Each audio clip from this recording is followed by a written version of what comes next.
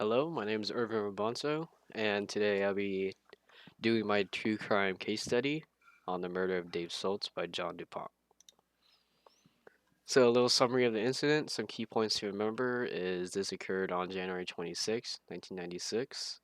John du Pont was a heir to a wealthy chemical company fortune, which was passed down by his family, where he murdered Olympic wrestler Dave Schultz. And the murder occurred on DuPont's Foxcatcher estate in Pennsylvania, where he set up a wrestling facility there to help out other wrestlers around the country.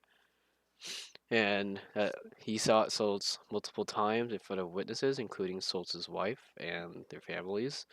And he was arrested after a 2 day standoff with the police. And a little background of both the victim and the shooter. John du Pont was a wealthy philanthropist, avid supporter of wrestling, but he also displayed erratic behavior and paranoia.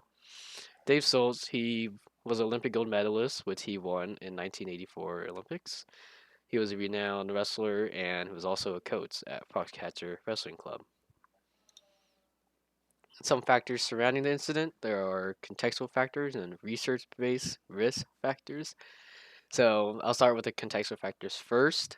DuPont had a deteriorating mental health. He suffered from paranoia and also was a little delusional. His wealth and privilege insulated him from early intervention or accountability, and his isolation at Foxcatcher State created an environment where erratic behavior went unchecked. As some of the research-based factors was social strain, DuPont's isolation and desire for control and recognition, power dynamics. DuPont's wealth gave him authority and influence over his victims. He would sometimes threaten them, saying that he would blackmail them into not saying anything to any of like officials of the wrestling club or the police and anything like that.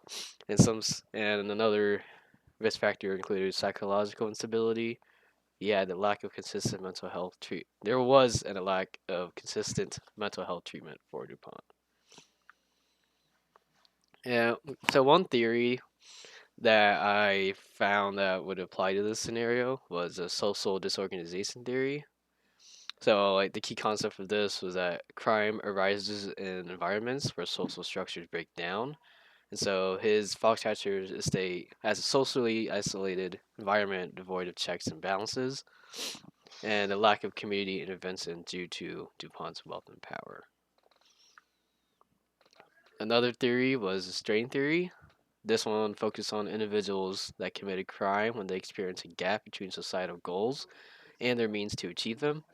And so DuPont's perceived failures in gaining respect in the wrestling community was one of the main reasons how he got sick in the first place, and that his wealth was insufficient to fulfill his desire for legitimacy and connection. The third theory to explain this crime study is psychological theories.